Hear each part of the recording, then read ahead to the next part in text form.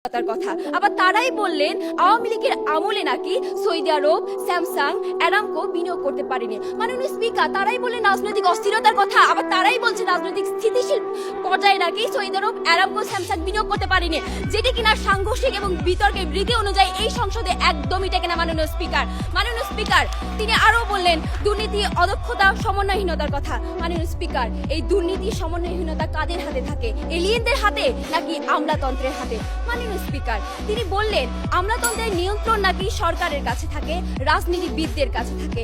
এই সরকার রাজনীতিবিদের সদিচ্ছা নাকি বিনিয়োগের প্রধান বাধা। মাননীয় স্পিকার, উনি বোধহয় ভুলে যাচ্ছে 2014 সাল, 2018 সাল, 2024 সালে আমলাতন্ত্র কিভাবে সরকারকে নিয়ন্ত্রণ করেছে, সরকারকে অবৈধভাবে ক্ষমতায় রেখেছে। মাননীয় স্পিকার, এই তুলনামূলক আলোচনায় যে বিরোধী দলের বক্তব্য সংসদে একদমই গ্রহণযোগ্য না, সেটা শুরুতেই প্রমাণিত হয়ে যাচ্ছে। এখন বর্তমানে রাজনৈতিক দল নেই, রাজনৈতিক সরকারের পতন হয়েছে, কিন্তু আমলাতন্ত্রে কিন্তু কোনো পতন হয়নি। অথচ বিগত 2 বছরের তুলনায় বর্তমানে বিনিয়োগ কেন কমে গিয়েছে? এবার এই প্রশ্নটা আপনাকে পাল্টা করছি, উত্তর দিতে পারবেন আপনি? মাননীয় স্পিকার, উত্তর আশা করেছিলাম। যাই হোক, মাননীয় স্পিকার, এবার একটু আন্তর্জাতিক তুলনায় যাওয়া যাক। বিশ্ব ব্যাংকের ইজি ডুইং বিজনেস প্রতিবেদন বলছে শিল্প কারখানা ও ব্যবসা প্রতিষ্ঠান বিদ্যুৎ সংযোগ পেতে ভারতে সময় লাগে 55 দিন, ভিয়েতনামে সময় লাগে 31 দিন, সিঙ্গাপুরে সময় লাগে 30 দিন, মালয়েশিয়াতে সময় লাগে 24 দিন, যেখানে বাংলাদেশে সময় লাগে 150 দিনেরও বেশি।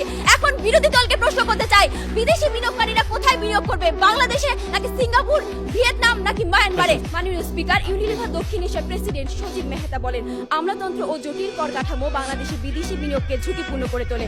বিজিএমইএ মনে করে বেসরকারি খাতে বিদেশি বিনিয়োগের প্রধান বাধা হলো সরকারি কর্মকর্তাদের দরজায় হাজিরা দিতে দিতে আগ্রহ হারিয়ে ফেলে বিদেশি বিনিয়োগকারীরা। ইনাজ প্যাকের ব্যবস্থাপনা পরিচালক হুমায়ুন রশিদ বলেন বাংলাদেশে জ্বালানি সংক্রান্ত সেবা পেতে 25 ধরনের লাইসেন্স দিতে হয়। এই আমলাতান্ত্রিক জটিলতাই বিদেশি বিনিয়োগের প্রধান বাধা। মাননীয় স্পিকার, এগুলো আমার বক্তব্য না, এগুলো প্রতিবেদনে রয়েছে। বর্তমানে বাংলাদেশে রয়েছে ডক্টর মোহাম্মদ ইউনূস স্যারের নেতৃত্বাধীন সরকার।